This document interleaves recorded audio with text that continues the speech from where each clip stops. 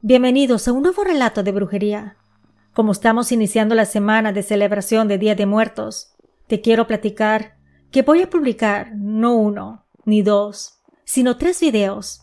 Así que si no te los quieres perder, lo único que tienes que hacer es suscribirte y activar la campanita para que te avisen cuando suba video nuevo. El día de hoy te voy a contar la historia donde la protagonista cobra justicia por sus propias manos.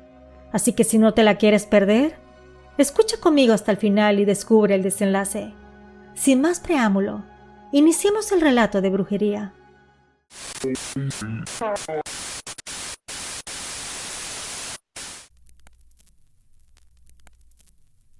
No guardo recuerdos claros de mi infancia en Chetumal, salvo el sonido del mar golpeando los muelles y la brisa tibia que olía a sal y a madera vieja. Mis padres tenían una pequeña tienda en el centro, y aunque no éramos ricos, jamás nos faltó el pan ni la esperanza. Cuando mi madre hablaba de la vida, siempre decía que la pobreza no asusta, pero la costumbre sí. Tal vez por eso, desde niña, soñaba con irme a la Ciudad de México, donde las luces no se apagan nunca y las oportunidades parecen caer del cielo. Tenía 22 años cuando ese deseo se volvió una urgencia. Quería más. No solo dinero, sino independencia, algo que llevara mi nombre, mi esfuerzo. Con los pocos ahorros que había reunido y un diploma técnico, dejé Chetumal una mañana nublada, prometiéndole a mi madre que volvería pronto. No sabía entonces que ese pronto se volvería un eco sin respuesta. Llegué a la capital con una maleta y un empleo asegurado en una empresa de calzado. No era un trabajo soñado, pero era un comienzo. Pasaba los días entre oficinas frías, olor a piel y el eco constante de los clientes. Fue ahí donde conocí a Elías. Elías tenía una mirada serena y una manera de hablar pausada, como si midiera cada palabra antes de dejarla salir. Era originario del estado de Campeche y decía que había llegado a la ciudad persiguiendo el mismo sueño que muchos, la oportunidad de empezar de cero. Al principio apenas cruzábamos algunas palabras, pero con el tiempo, compartiendo turnos y cansancio, su presencia se volvió habitual. Sin notarlo empecé a buscarlo con la mirada, a esperarlo en los pasillos, a imaginarme conversaciones que nunca ocurrían. Él tenía algo que yo no tenía, una calma que parecía protegerlo del caos. Cuando me di cuenta, ya lo amaba, y él en su silencio también me había elegido. Fueron 2 años hermosos, sencillos y reales, hasta que la distancia, esa enemiga silenciosa, se interpuso. Su madre enfermó y tuvo que regresar a Campeche. Prometió volver pronto, pero el tiempo se alargó y las llamadas se volvieron cada vez más breves. No hubo despedidas, solo un vacío. Y así pasaron los años, y un día me ofrecieron un trabajo en una compañía muy conocida en México. El sueldo era mucho mejor y las prestaciones eran arriba de las de la ley. Me ayudaron a capacitarme, me pagaron cursos y fui creciendo en el área de calidad en el servicio, hasta que un día de la nada, Elías apareció como un fantasma tangible, sin previo aviso, caminando por las oficinas del corporativo. Me acerqué a saludarlo y a preguntarle qué estaba haciendo ahí. Él me dijo que se había postulado para un puesto administrativo y después de varias entrevistas y filtros lo contrataron, que no sabía que yo trabajaba ahí y que le daba mucho gusto verme. Al principio su acercamiento hacia mí fue cauteloso. Me hablaba de su vida en Campeche, de los años que pasó trabajando en una empresa petrolera, de los viajes al mar que tanto odiaba, porque el trabajo lo hacía sentirse preso, y de cómo, con el tiempo, decidió buscar nuevos horizontes. Me contó que se había mudado a la Ciudad de México apenas hacía unos meses, que había batallado para conseguir empleo, y que justo cuando pensaba rendirse, le habían llamado de este puesto administrativo. Me volvió a recalcar que no sabía que yo trabajaba ahí. Me lo dijo con una sonrisa que me devolvió de golpe los recuerdos de aquel amor que había creído enterrado. Había algo en su forma de mirarme que seguía siendo el mismo, ese brillo discreto, casi tímido, que usaba para esconder lo que sentía. Me hablaba con respeto, sin prisas, pero con esa dulzura que, aunque disimulada, siempre lograba desarmarme. Yo intentaba mantener la distancia, pero la nostalgia es una enemiga elegante. No grita, solo susurra hasta que uno cede.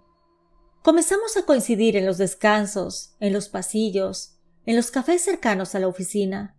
Se ofrecía llevarme a casa después de trabajar, y aunque al principio dudé, una tarde acepté. Recuerdo ese trayecto con claridad, la lluvia repicando en el parabrisas, la radio encendida con un bolero antiguo, y su voz diciéndome que había pensado en mí más veces de las que se atrevía a confesar. Sentí que el tiempo nos estaba dando una segunda oportunidad. Poco a poco lo que comenzó como conversaciones esporádicas se volvió costumbre. Los fines de semana eran nuestros, y los lunes parecían menos pesados si sabía que lo iba a ver. Redescubrimos el amor con la serenidad de adultos, pero con la ilusión intacta de los 20 años. Nos dimos el lujo de viajar, de escapar a los pueblos mágicos cercanos, de caminar como dos enamorados. En esos viajes aprendí que Elías tenía una manera muy suya de amar, callada pero constante. Le gustaba observar, escuchar, cuidar en silencio. Y yo me sentía segura. No enamorada a ciegas como antes, sino enamorada con los ojos abiertos, con la certeza de que la vida rara vez da segundas oportunidades, y que cuando lo hace hay que tomarlas con gratitud. Pasaron 4 meses de ese resurgir, 4 meses en lo que todo parecía perfecto, hasta que una tarde, mientras tomábamos el café en su departamento, me miró y me dijo: ¿por qué no nos vamos a vivir juntos? Lo dijo así, sin adornos, pero con una seguridad que me desarmó. Recuerdo que el silencio se instaló entre nosotros unos segundos, y en ese instante me vi a mí misma pensando en todas las veces que había deseado escuchar esas palabras. Había luchado tanto por mi independencia, por tener mi propio espacio, por demostrarme que no necesitaba a nadie para salir adelante, pero en su mirada no vi dependencia, sino un hogar. Así que obviamente acepté. Su departamento era pequeño pero muy acogedor. Tenía paredes blancas y un ventanal que daba a la ciudad. Por las noches, las luces de los edificios parecían estrellas urbanas. Me dijo que podía cambiar lo que quisiera, que hiciera mío el departamento. Esa frase me tocó más de lo que imaginé. Era como si me invitara no solo a vivir con él, sino a construir algo juntos desde cero, sin fantasmas del pasado. Y ese sí, fue el principio de algo que con el tiempo entendería como el punto de quiebre entre lo que fui y lo que estaba por ser. Al principio todo parecía perfecto. Vivir con Elías era habitar una rutina suave, donde el silencio se confundía con la paz. Me acostumbré a su orden meticuloso, a los aromas que siempre flotaban en la casa, que eran canela, sándalo y copal. Decía que le gustaba mantener el ambiente limpio, y yo le atribuía a una simple costumbre del sur. Nada me hacía sospechar que detrás de esa calma había algo más. Poco a poco comencé a ceder terreno sin notarlo. Dejé de hacer cosas que antes me daba alegría hacer, y sin darme cuenta, algo en mí se empezó a apagar con lentitud. Él tenía una manera tan delicada de envolver mis decisiones que al final ya no sabía cuáles eran mías y cuáles había tomado para agradarle. Era un tipo de control tan sutil que parecía cariño, pero en el fondo era una cadena. Cuando me fui a vivir a su departamento, él decidió que debíamos de comprar las cosas nuevas para empezar de cero, así que vendimos todo lo suyo y con parte de su dinero y del mío compramos casi todo nuevo. Estuvimos así, viviendo felices hasta que una tarde me dijo que necesitábamos limpiarnos de las malas energías del entorno. No era extraño escucharlo hablar de eso. Tenía un respeto casi religioso por los rituales de brujería. Acepté más por curiosidad que por creencia, y me llevó al mercado Sonora, un lugar que jamás olvidaré. Desde el momento en que bajé del auto y entré a ese mercado, me dio escalofríos y temor. Caminamos por los pasillos hasta que llegamos a un local que destacaba por su oscuridad. No tenía letrero o nombre, solo una cortina roja que se movía con el viento. Era como si respirara. Al entrar, sentí un escalofrío recorrerme desde los pies hasta la cabeza. El suelo estaba pegajoso, cubierto de polvo y restos de cera. Sobre una mesa se amontonaban figuras de barro con rostros deformes, muñecos hechos de trapo y fotografías quemadas a la mitad. En la parte de atrás se escuchaban ruidos que no quise identificar. Pensé que eran gatos o perros, pero un gemido seco me hizo mirar de reojo. Entre las sombras alcancé a distinguir jaulas. Adentro se movían animales. Habían gallinas negras, iguanas, serpientes, incluso un chivo de mirada opaca que golpeaba el suelo con las patas. Era como si quisiera escapar. Cada uno parecía esperar su turno para algo que no comprendía, pero que mi cuerpo entendió como peligro. El hombre que atendía el lugar tenía las manos manchadas de algo oscuro, y en una esquina vi un altar que me resultó imposible de olvidar. Sobre él, un trozo de carne. Humana o no, eso sí no lo sé.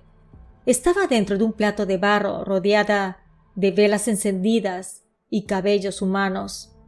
Todo el ambiente era tan pesado que sentí que las piernas se me entumecían.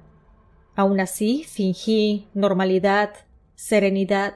No quería mostrar miedo, pero en el fondo sabía que no debía de estar ahí. Sentía que algo en ese lugar absorbía la voluntad, como si la oscuridad tuviera hambre. No recuerdo con claridad cuánto tiempo pasamos adentro.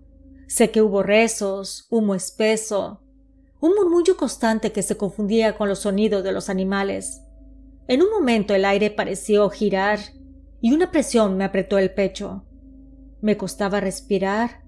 Era como si algo invisible se hubiera postrado en mi espalda. Esa noche dormí mal. Soñé con las jaulas abiertas, con las manos de aquel hombre llenas de algo oscuro que me tocaba en el rostro. Soñé con el trozo de carne sobre el altar y yo como acercándome a tocarlo.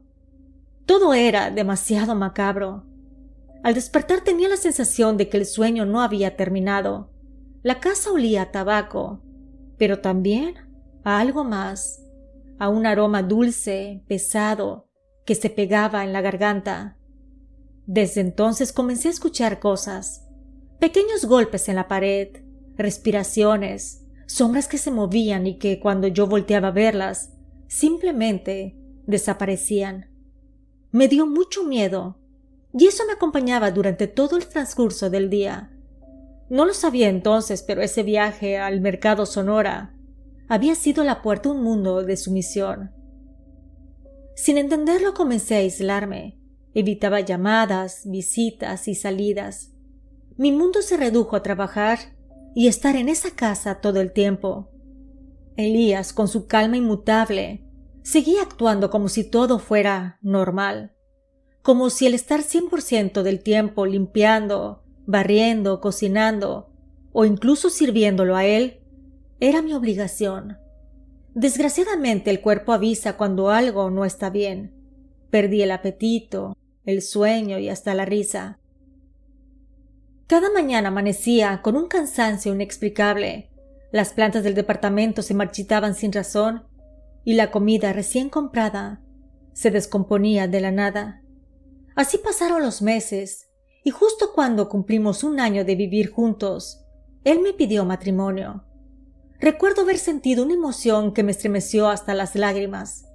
Acepté sin dudarlo, estaba enamorada. Era como si por fin la vida me estuviera recompensando todo lo que había sufrido antes. Lo miraba y pensaba que era el hombre más maravilloso del mundo, porque ante mis ojos así lo era. Comenzamos los preparativos. Hablábamos de la boda, del color de las flores, del lugar donde lo íbamos a festejar. Hablábamos del futuro. Había una ilusión que me envolvía por completo. Era como un sueño del que no quería despertar. Empezamos a juntar dinero entre los dos, haciendo sacrificios, ahorrando cada peso con entusiasmo. más o menos 3 meses después de que me pidió matrimonio. Una tarde de sábado, mientras él salía a hacer algunas compras, decidí limpiar el closet. Mi idea era sacar la ropa en buen estado, que ya no usáramos, y venderla en el tianguis el siguiente fin de semana. Empecé a sacar cajas, zapatos, abrigos, doblaba la ropa con cuidado y la separaba en montones. Todo parecía rutinario hasta que entre los cajones del fondo vi algo que no recordaba haber guardado ahí. Era una bolsa de plástico negra, amarrada con fuerza, escondida detrás de unas chamarras. No tenía ninguna etiqueta ni indicio de qué podía contener. Al tomarla entre mis manos, noté que era pesada, y el plástico estaba ligeramente húmedo. Mi primera intención fue abrirla para revisar su contenido, pensando que tal vez eran cosas viejas que podían servir para donar o para vender. Pero justo en el momento en que mis dedos comenzaron a desatar el nudo, escuché los pasos de Elías acercándose. En cuestión de segundos corrió hacia mí y me arrebató la bolsa rápidamente. Me quedé inmóvil, sorprendida, mientras él la apretaba contra su pecho. Me dijo que era una bolsa de basura, que no valía la pena abrirla. Yo no insistí. Estaba sentada en el suelo con las manos aún extendidas, observándolo sin entender del todo. Lo único que distinguí antes de que él me arrebatara la bolsa fue una tela que reconocí. Era de una blusa mía, una que creí perdida hacía meses. Él se agachó, me dio un beso en la frente y salió del cuarto con paso rápido, cerrando la puerta atrás de sí. No le di importancia en ese momento. Supuse que quizás había guardado trapos viejos o algo que pensaba tirar, y que su reacción había sido exagerada. Esa noche hablé con mi madre por teléfono y sin darle demasiada relevancia, le conté lo ocurrido. Ella escuchó en silencio y al final dijo que tal vez la bolsa contenía algo comprometedor, quizás algunas sustancias ilícitas o algún objeto que no quería que yo viera. Me reí nerviosa y le respondí que eso era imposible, que Elías no consumía nada, ni siquiera alcohol, y que siempre había sido recto. Pero a pesar de mis palabras, el recuerdo de cómo se había lanzado hacia mí, casi con desesperación, me siguió dando vueltas en la cabeza. Recordé también la sensación que tuve al sostener la bolsa. No solo era ropa, sentí que había algo dentro, algo irregular, como pequeños bultos envueltos en tela. No obstante, decidí no pensar más en ello. Continué con los preparativos de la boda, concentrándome en el trabajo y en la ilusión de ese futuro que imaginaba perfecto. Pero con el paso de los días, la atmósfera de la casa comenzó a cambiar. Fue una madrugada que me despertó un olor insoportable. Era como a cañería. Me incorporé lentamente, convencida de que algún animal había muerto en las tuberías o en la azotea, o que el sistema de drenaje estaba a punto de desbordarse. Volteé a ver a Elías, pero él dormía profundamente a mi lado, inmóvil, como si el hedor no lo afectara. En cambio a mí, lo olía y me mareaba, me daba náuseas. Al día siguiente traté de ignorar todo. La rutina era mi refugio, y más porque en ese tiempo me habían dado un ascenso en la empresa. Jefa de área, con un mejor sueldo y nuevas responsabilidades. Cuando se lo conté a Elías, su sonrisa fue tan ensayada que algo en mí se contradijo. Me felicitó, claro, pero luego dijo con voz firme que, dado el caso que yo iba a ganar más que él, debía aportar una mayor parte para los gastos de la boda. No me pareció injusto, al menos no en ese momento. Después de todo íbamos a casarnos, y pensé que era lo natural. Le dije que sí sin pensarlo mucho, pero días más tarde, mientras cenábamos, sacó otro tema que me dejó intranquila. Me sugirió que vendiera mi auto. Tenía un Chevy que apenas había terminado de pagar hacía un par de años. Era mi pequeño logro personal, mi símbolo de independencia, el fruto de años de esfuerzo. Me dijo que si lo vendíamos podríamos pagar una mejor luna de miel, que merecíamos comenzar nuestra vida de casados con algo inolvidable. Dijo que no necesitábamos 2 autos, que a pesar que él se había cambiado de trabajo a otra empresa, podría llevarme y traerme a mi oficina. Yo no quería venderlo, algo dentro de mí se resistía, pero su insistencia era constante, envolvente, como la voz de alguien que sabe tocar justo donde duele. Decía que lo hacía por los dos, que una boda solo ocurre una vez, que después no tendría tiempo para esos lujos, así que ante su presión tuve que venderlo. Recuerdo que el día en que entregué las llaves me temblaron las manos. Me sentí vacía, como si acabara de entregar una parte de mi libertad sin saberlo. Pero él estaba feliz. Hablaba de playas, de vuelos, de hoteles, de un futuro brillante. Y yo, ciega por la ilusión, no noté que poco a poco todo lo que era mío se disolvía en él. Conforme se acercaba la boda, yo aportaba dinero cada quincena. Y aclaro, aportaba más dinero que él. Todo lo depositaba en la cuenta que él había abierto para los gastos de la boda. Elías se encargaba de administrar los pagos de todo, el salón, el banquete, la música. Yo solo debía preocuparme por mi vestido un mes antes de la boda, para que hubiera tiempo de ajustar los detalles. Y así, con el corazón lleno de sueños, seguí entregando mi dinero, mi confianza y mis planes. Habíamos visitado un salón precioso, rodeado de jardines con luces colgantes. Obviamente me enamoré del lugar. Él dijo que volvería pronto para dejarle anticipo y asegurarlo. Pasaron los meses, hasta que llegó el momento de comprar mi vestido un mes antes de la boda.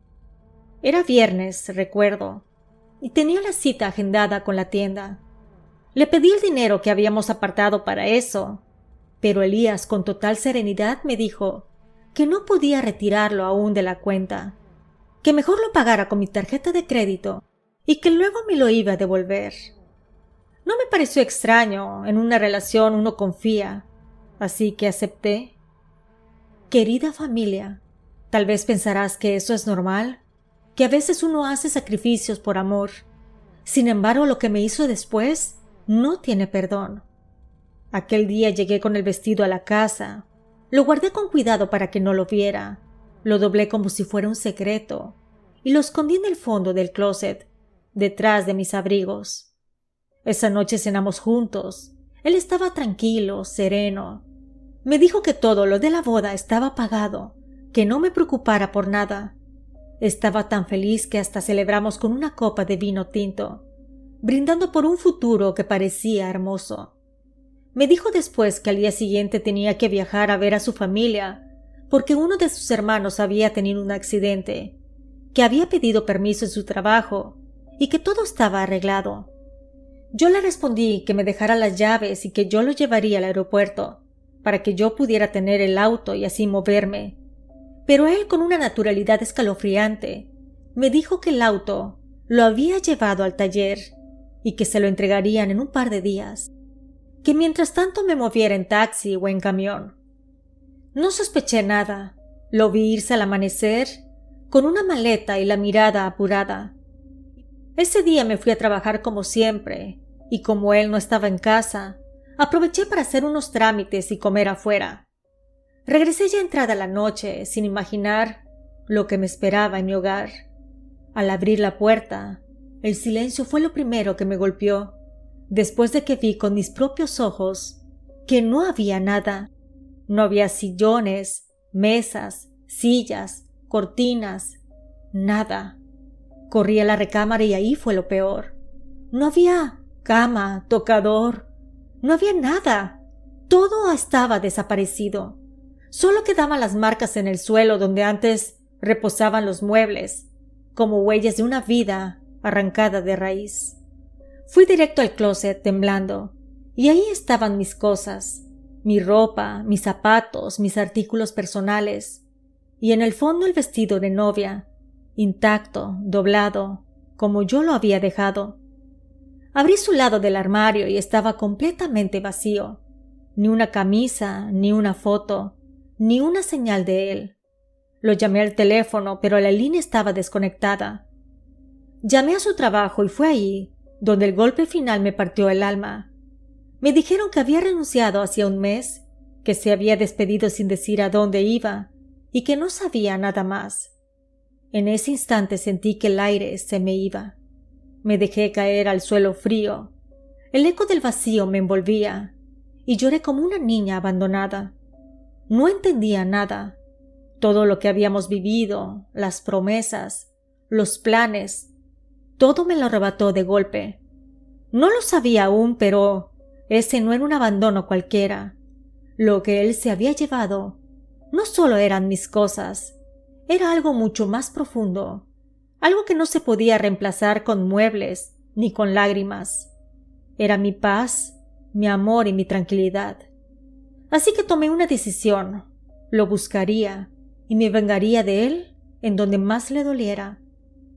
Me sequé las lágrimas con el dorso de la mano y me obligué a respirar, a no caer en la desesperación. Salí de ese departamento vacío con lo poco que me quedaba de dignidad y fui a la casa de una amiga, donde pasé la noche.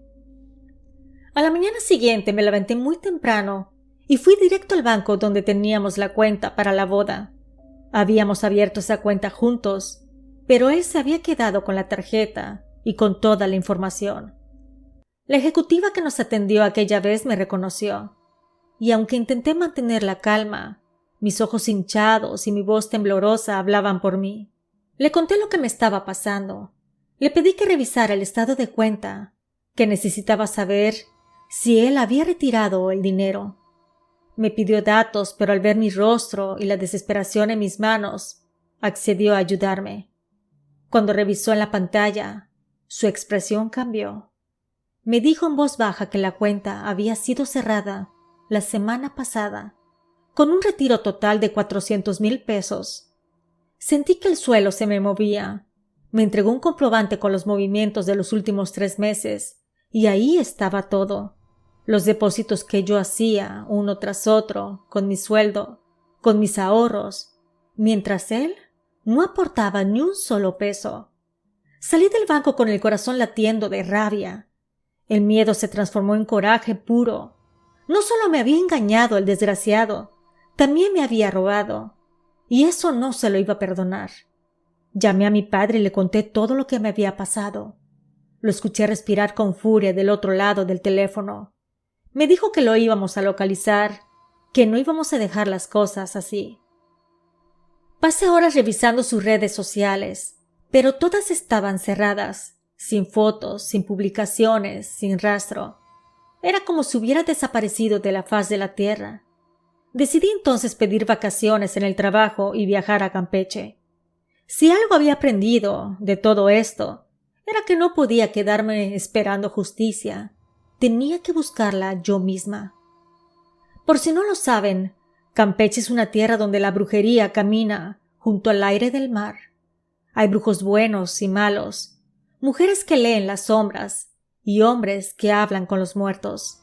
Yo iba decidida a encontrarlo, aunque tuviera que caminar entre esas fuerzas. No era una ciudad tan grande, y si era necesario iría a la universidad donde él estudió. Preguntaría, indagaría, haría lo que fuera para dar con su paradero. Pasé 3 días recorriendo calles, mercados y cafeterías, hasta que una noche, mientras revisaba redes sociales, vi su rostro. No era su perfil, sino el de un muchacho que lo había etiquetado con una fotografía reciente. Le escribí fingiendo ser amiga de Elías, que quería saludarlo, y el joven, sin sospechar nada, me dijo que él vivía con sus padres, que podría darme la dirección. Yo le agradecí y partí enseguida. Nunca había visto a sus padres en persona, solo por videollamada, y aún así cuando llegué y toqué el timbre, la señora me reconoció de inmediato. Me invitó a pasar con amabilidad y me ofreció un vaso con agua. Me dijo que Elías no estaba, que había salido de viaje un par de semanas con su novia, pero que regresaría para finales de mes. En ese momento mi cuerpo se tensó. Le pregunté que quién era su novia, y ella respondió con naturalidad, como si no acabara de arrancarme el alma, que era una chica con la que había estudiado a la universidad, que habían estado a distancia mientras él vivía en la Ciudad de México, pero que ahora que había regresado, se iban a casar en mayo. Mi sangre se heló. Le pregunté con voz que apenas me salía si sabía quién era yo. La mujer sonrió con dulzura, sin malicia, y me dijo que Elías le había contado que yo era su compañera de casa, con quien compartía la renta. No quise decir más. Salí de ahí lo más rápido posible. Esa noche caminé hasta el malecón, me senté frente al mar y observé cómo las olas rompían una y otra vez, como si quisieran borrarlo todo. Dejé de llorar. En su lugar nació una determinación helada, una claridad que nunca antes había sentido. Me dije a mí misma que ese hombre iba a pagar, no solo por engañarme, sino por robarme la vida que había construido con mis manos, además de robarme mi dinero. Al día siguiente me dirigí al mercado Pedro Sainz de Baranda. Caminé entre los pasillos llenos de olores espesos, veladoras, imágenes de santos y frascos con líquidos de colores. Pregunté discretamente por alguien que pudiera ayudarme, alguien que conociera los caminos de la brujería. Me hablaron de un hombre que vivía en un pueblo cercano, a 1 hora de ahí. Decían que era poderoso, que hacía trabajos de todo tipo y que veía lo que otros no podían ver. Antes de ir con él pasé una vez por la casa de los padres de Elías. Les dije que traía un regalo de despedida para su hijo, una pequeña mentira para poder entrar. La mujer, amable como siempre, me permitió pasar. Antes de irme le pedí usar el baño. Caminé despacio por el pasillo y al pasar por una habitación abierta, vi un espacio que reconocí. Era su cuarto, el que compartía con su hermano mayor. Entré sin hacer ruido y busqué algo, cualquier cosa que perteneciera a Elías. En un cajón encontré una camiseta que recordaba que él usaba. La tomé y la guardé dentro de mi bolsa sin pensarlo. Salí de esa casa con el pulso acelerado. Sabía lo que iba a hacer. No me temblaba la mano ni el alma. Si la justicia de este mundo no se ocupaba de él, la otra sí lo haría. Y juré mientras caminaba bajo el sol ardiente de Campeche que Elías pagaría, que pagaría con lo que más le doliera. Fue el encuentro del brujo en una casita al borde del pueblo, donde el camino se volvía polvo y las sombras parecían acumularse como si esperaran algo. El lugar olía a resina, a hojas chamuscadas y a humo viejo que nunca terminaba de disiparse. Entré con la camiseta de Elías guardada en la bolsa, con la rabia apretada en el pecho y la necesidad de que algo, cualquier cosa, cambiara el rumbo de mi desgracia. El interior de ese sitio era un caos ordenado, frascos con líquidos turbios alineados en estantes, amuletos colgando del techo, velas parcialmente consumidas sobre la mesa, manchada de cera. El hombre me recibió sin preguntas excesivas. Le conté lo que quería hacer, que me quería vengar de mi novio ladrón. Él dijo que podría hacer el trabajo aunque tendría un precio, y muchas veces no solo es material. Yo le dije que no me importaba, que quería vengarme de mi exnovio ladrón. Sus manos curtidas recogieron la prenda y yo coloqué sobre la mesa todo el dinero que traía, con la promesa de dar lo que faltaba cuando cobrara mi próximo sueldo. El hombre aceptó. La camiseta fue examinada y posteriormente cortada en pedazos. Después, tomó los nombres que yo le di y guardó cada papel con un trozo de tela de la camiseta y los metió en sobres separados. Me recalcó que la magia exige su precio y que no siempre se paga con moneda, que el tiempo también era parte del cobro. Yo acepté sin medir más las consecuencias, porque ya no tenía miedo. Lo que quería era vengarme, tenía coraje. Regresé a la Ciudad de México días después, a mi departamento vacío con el eco de las promesas rotas. La soledad era pesada, y eso me hacía sentir peor. Volví también a mi trabajo, donde las miradas de mis compañeros se llenaron de sorpresas y compasión cuando les conté lo que había pasado. Algunos me ofrecieron palabras de aliento, otros simplemente me abrazaron. Nadie podía creer que aquel hombre amable y siempre sonriente hubiera hecho eso tan bajo.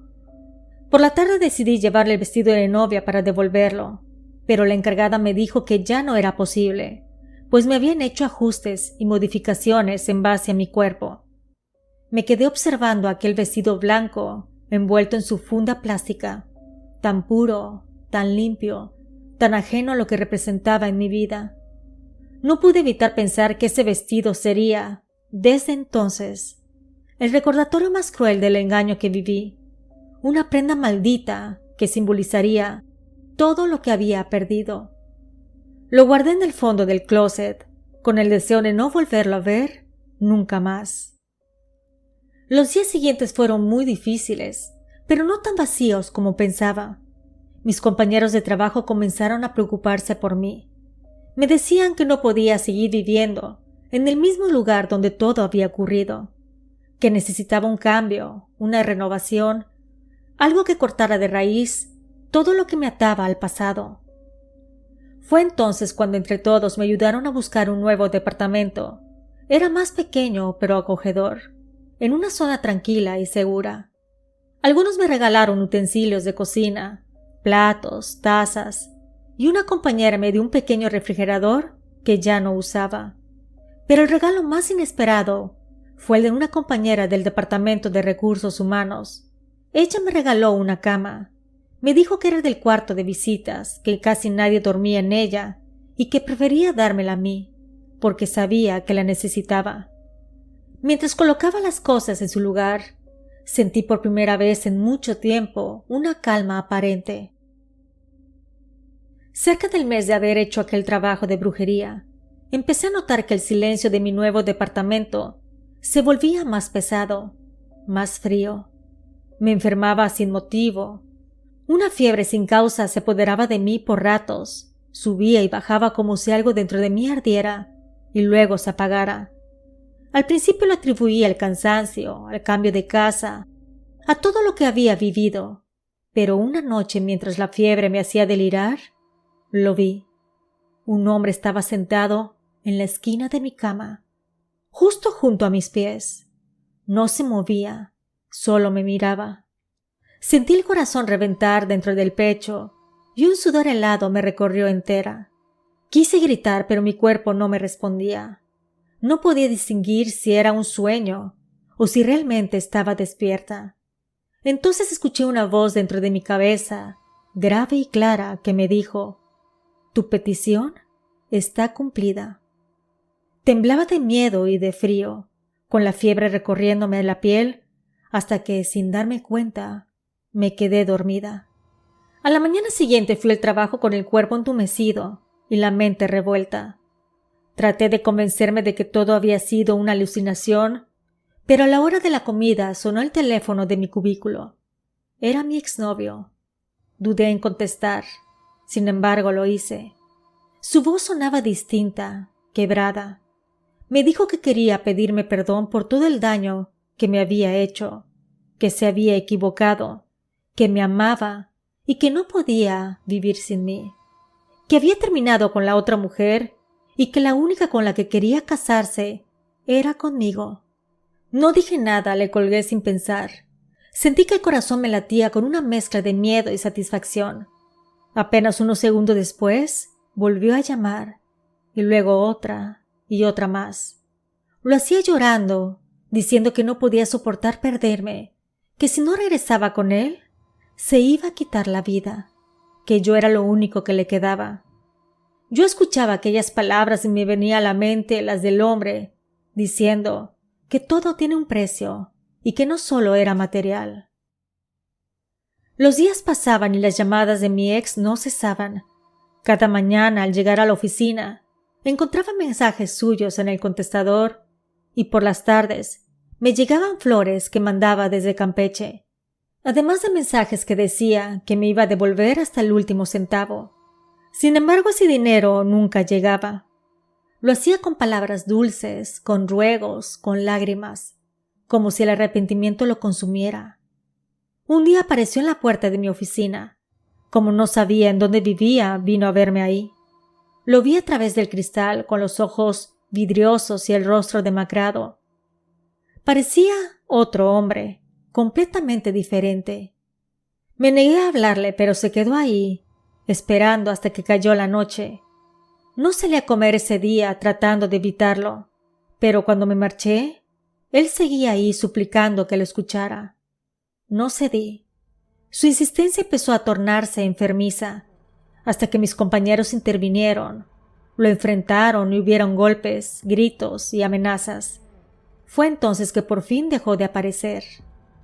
Pasaron unos 15 días hasta que volvió a llamarme. Su voz sonaba más rota que nunca.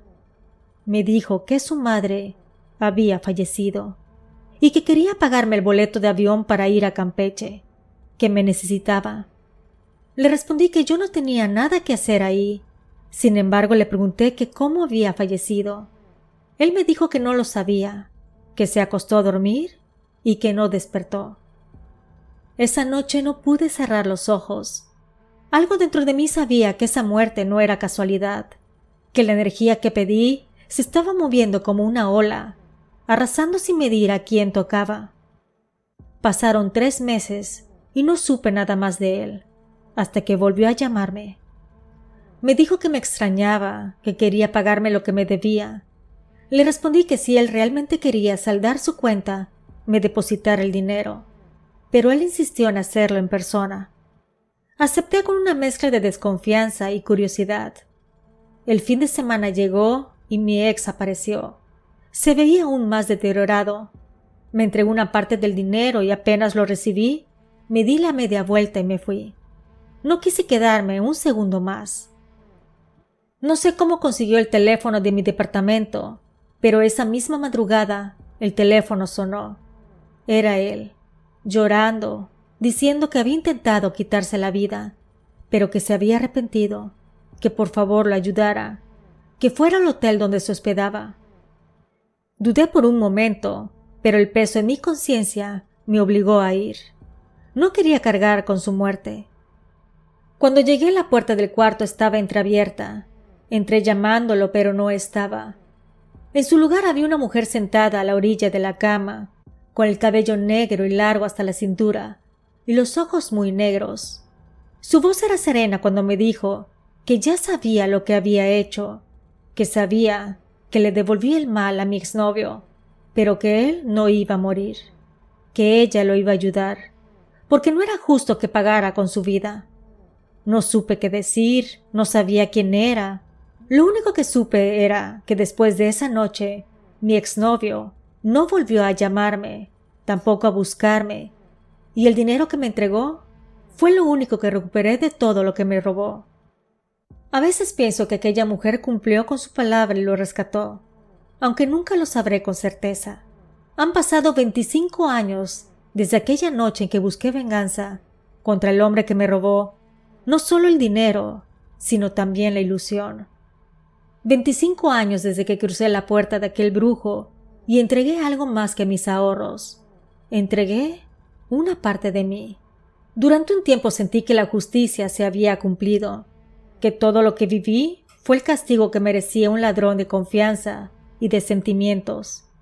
Pero hoy no estoy tan segura, porque aunque él desapareció de mi vida, su sombra nunca se fue. A veces cuando cierro los ojos en la oscuridad de mi habitación, siento que alguien respira junto a mí, pero no hay nadie. Sin embargo, el aire cambia, se vuelve más pesado, como si esa presencia invisible se recostara a mi lado. Han pasado los años y sí, esa energía sigue aquí, silenciosa, paciente, esperándome. Mi vida siguió, o al menos lo intenté. Cambié de casa, de trabajo e incluso de ciudad, pero nada cambió dentro de mí. Las personas me ven tranquila, fuerte y trabajadora, pero por dentro hay algo que nunca se fue.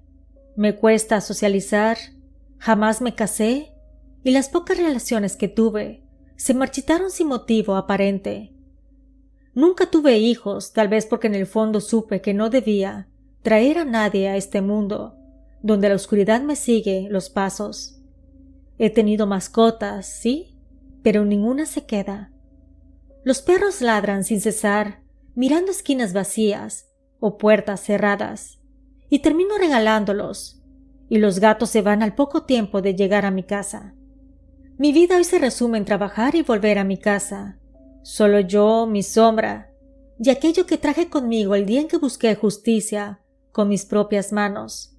Porque ahora entiendo que el precio de la venganza no se paga una sola vez. Es un pacto que se renueva cada año de soledad, con cada silencio que pesa, con cada mirada que siento detrás de mí cuando apago la luz. El brujo bien me lo dijo, que el precio no siempre es material sino también espiritual, que el trabajo encontraría su camino, y efectivamente lo hizo, pero el camino también me encontró a mí. Querida familia, si te ha agradado este relato, te invito a suscribirte y compartirlo. Si me escuchas por YouTube, regálame tu like y hypea el video. Y si me escuchas desde Spotify, suscríbete y califícame con 5 estrellas. Te recuerdo que aquí la brujería existe y yo te lo cuento.